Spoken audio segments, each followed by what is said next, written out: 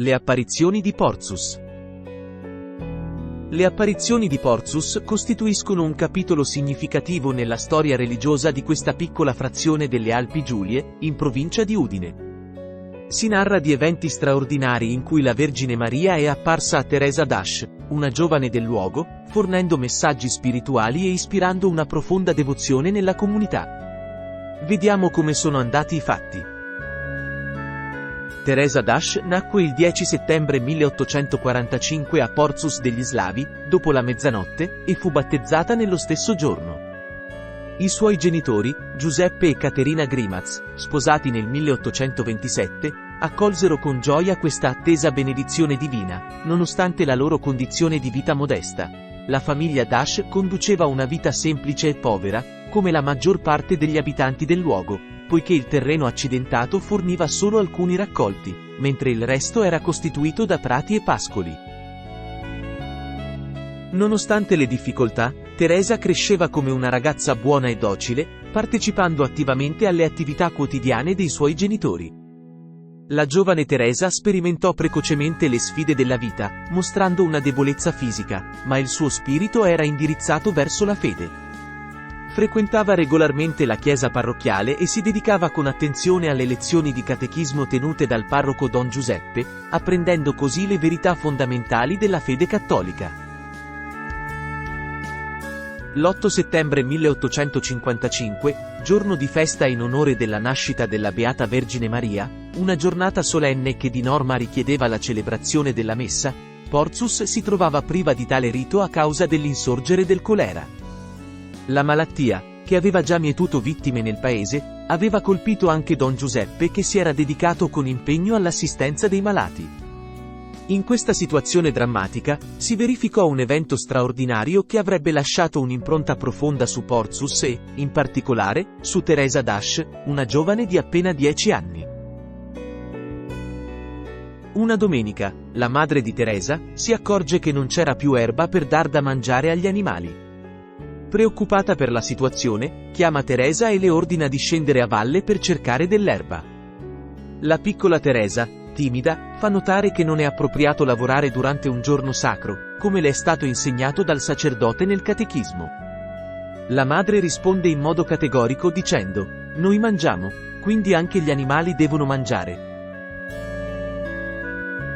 Teresa, dopo aver ricevuto l'ordine di sua madre di andare a cercare erba, si trova divisa tra l'obbedire al sacerdote o alla madre. In cerca di aiuto, rivolge la sua domanda alla Beata Vergine, a cui è profondamente devota.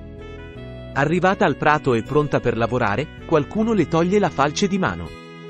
Alzando gli occhi, si trova di fronte a una signora dal volto serio e triste, ma che subito le sorride dolcemente, rivelando di essere la Vergine Maria.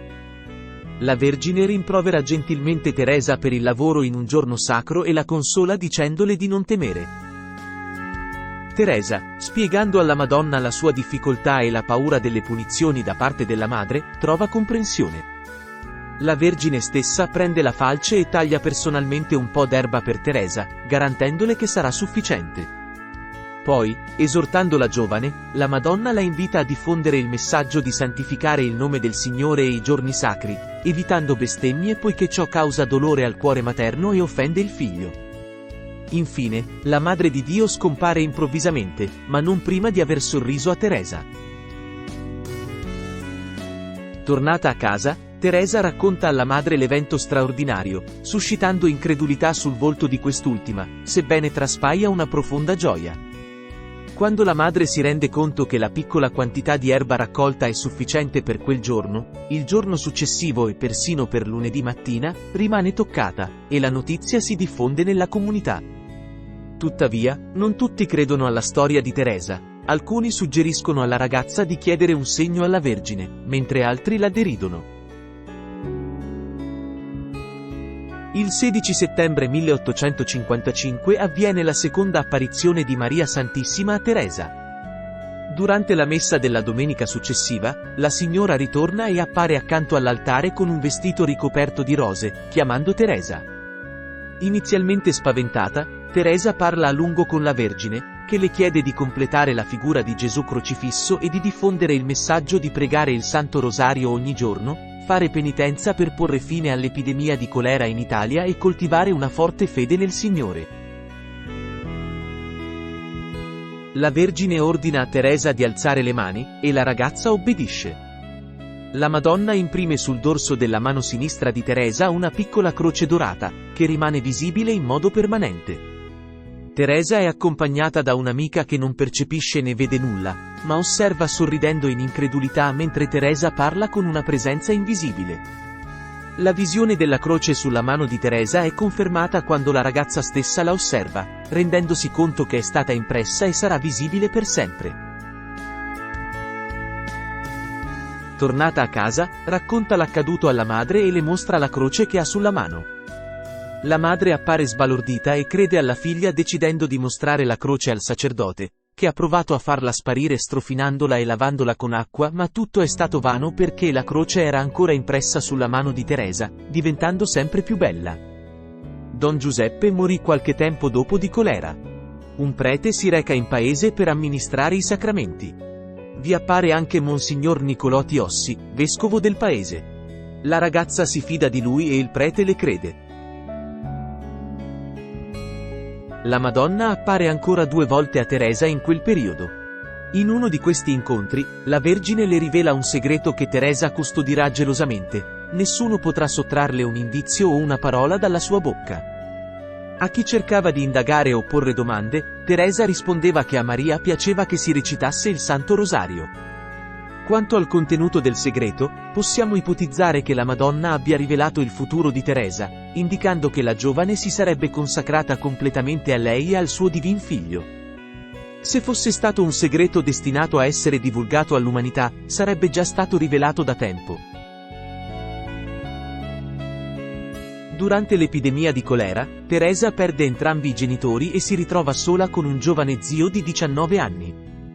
Con l'aspetto malato e sofferente, viene portata a Udine da Monsignor Nicolò Tiossi presso padre Luigi Scrosoppi nella Casa della Provvidenza, il 21 giugno 1856. Padre Luigi, informato delle apparizioni e del segno di croce che Teresa porta, ascolta attentamente Monsignor Tiossi e prova un profondo senso di gratitudine verso Maria Santissima per aver affidato loro questa ragazza straordinaria. Madre Serafina Strazzolini, superiora della casa, riserva a Teresa il privilegio di prendersi cura dei bambini più bisognosi e malati, assumendosi personalmente la sua tutela. Teresa si dimostra una ragazza buona, umile e obbediente. Le viene ordinato di non mostrare a nessuno il segno che porta con sé, e accoglie questa richiesta senza esitazioni. Con fervore, guida la sua preghiera nel cammino della santità, affidandosi a Don Luigi, un maestro eccezionale. Il suo desiderio di consacrarsi totalmente al Signore è evidente. Nel 1860, dopo 4 anni di formazione nella casa, Teresa, quindicenne, conclude il suo percorso e si trasferisce in una famiglia religiosa e benevola, dove inizia a guadagnarsi il pane quotidiano. Padre Luigi e Monsignor Tiossi la seguono da lontano. Il 7 agosto 1864, durante la festa di San Gaetano, Teresa venne ammessa come suora postulante, nonostante la sua precaria salute. Padre Luigi, conscio delle sue condizioni, la mandò in campagna a Orzano per recuperare, anche se l'efficacia di questo periodo di riposo fu limitata. Benché sarebbe stato prudente non farle iniziare il noviziato, Padre Luigi, sentendosi chiamato dalla Madonna a prendersi cura di lei e guidarla verso la santità, non poteva rifiutarla. Il 19 marzo 1867, durante la festa di San Giuseppe, Teresa iniziò ufficialmente il suo noviziato. Trascorse del tempo nella comunità di Cormons, presso il santuario dedicato alla Vergine chiamata Rosa Mistica. Ritornata a Udine il 14 settembre 1868, durante la festa dell'esaltazione della Santa Croce, Teresa ricevette l'abito religioso e fu denominata Suor Maria Osanna. La tubercolosi polmonare aveva lentamente peggiorato la salute di Suor Maria Osanna. Venne trasferita nell'infermeria, dove le suore e Padre Luigi la curavano amorevolmente.